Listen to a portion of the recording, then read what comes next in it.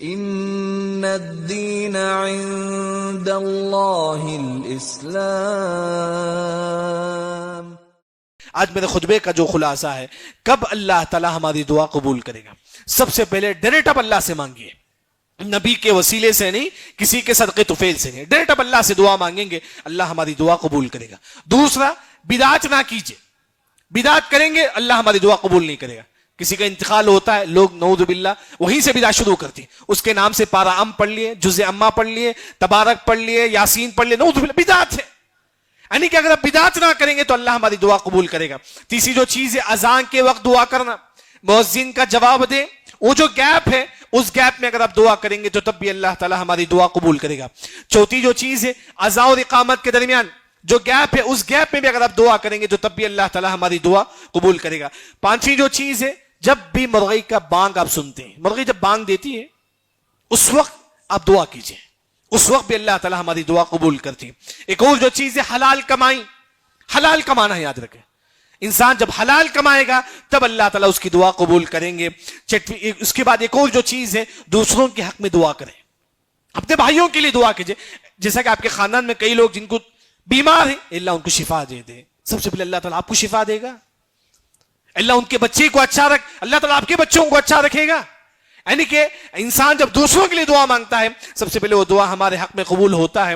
اسی طرح یہ جو کلمہ ہے، لا الہ الا انت سبحانک انی کنت من الظالمین، جب بھی آپ دعا میں پڑھیں گے تو اللہ تعالیٰ ہماری دعا قبول کرے گا. اسی طرح جمعے کے دن عصر کے بعد بھی دعا قبول ہوتا ہے. اسی طرح امام منبر پر بیٹھتا ہے اس وقت بھی دعا قبول ہوتا ہے. جب امام دوسرے خطبے کے لیے بیٹھتا ہے اس وقت بھی دعا قبول ہوتا ہے. امام منبر سے محراب تک جاتا ہے اس وقت بھی دعا قبول ہوتا ہے. امام جمعے کی نماز میں سجدے میں ہوتا ہے اس وقت بھی دعا قبول ہوتا ہے. اسی طرح ایک اور جو چیز ہے، دعا میں ڈائریکٹ آپ پریشانی کو ذکر کرو.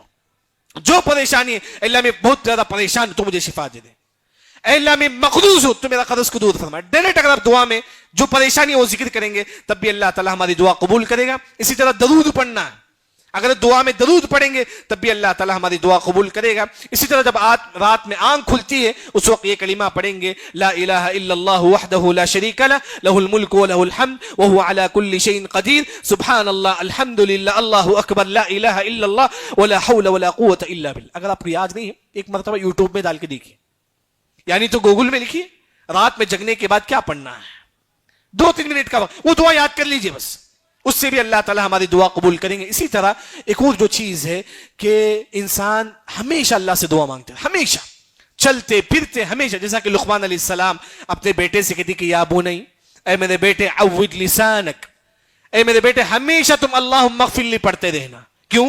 فإن للہ ساعة لا ترد فیہ الدعاء، اللہ کے پاس ایک ایسی گھڑی ہے جس میں اللہ تعالیٰ دعا کرنے والوں کی دعا قبول کرتا. ہمیشہ چلتے پھرتے آپ پڑھتے رہو اللہم اغفر لی، اللہم اغفر لی، اللہم ارزقنی، جو بھی ہے دعا پڑھتے رہو.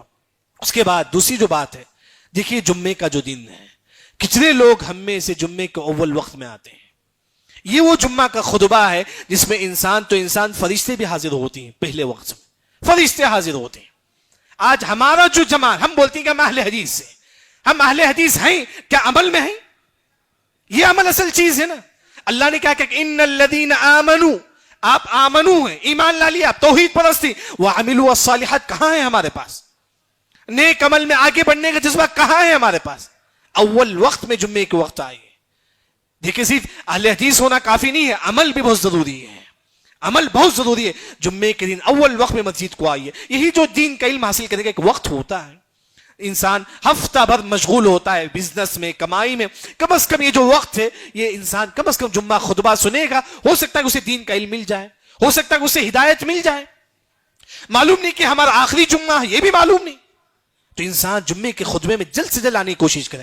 دوسری جو بات ہے، خاص طور پر بعض لوگ جو نا جب جمعے کے خطبے کے لیے آتے ہیں، جب مؤذن اذان دیتا ہے، امام منبر پر بیٹھنے کے بعد جب مؤذن اذان دیتا ہے، ایسے وقت لوگ کھڑے ہو جاتے ہیں. نہیں، اذان کا جواب مت دیجیے، ڈائریکٹ آپ جو ہے نا نماز پڑھیے، ڈائریکٹ آپ جو ہے نا تحیۃ المسجد پڑھ کے بیٹھے. اذان کا جواب کا انتظار مت کیجیے، اذان ختم ہونے کا انتظار مت کیجیے، کیونکہ خطبہ سننا واجب ہے، اذان کا جواب دینا واجب نہیں. اس وقت جب جمعے کے دن ہوتا ہے، جمعے کی نماز کے وقت اذان کا جواب دینا واجب نہیں ہے، خطبہ سننا واجب ہے. اسی وجہ سے جب بھی آپ مسجد میں داخل ہو، جب مؤذن اذان دے رہا ہے، آپ ڈائریکٹ جو ہے نا نماز پڑھ کے جو ہے نا بیٹھ جائیے. اور امام کے قریب ہو کے بیٹھیے. یہ جمعے کے دن سب سے افضل دن ہے, مسلمانوں کا عید ہے یہ دن, یہ وہ دن ہے. لیکن آج یہی مسلمان اس عید کے دن میں بھی جو نا دیر سے آتا ہے. دیکھیے اللہ سے دعا ہے کہ اللہ تعالی ہم تمام کو صحیح دین سمجھ کر عمل کرنے کی توفیق عطا فرما.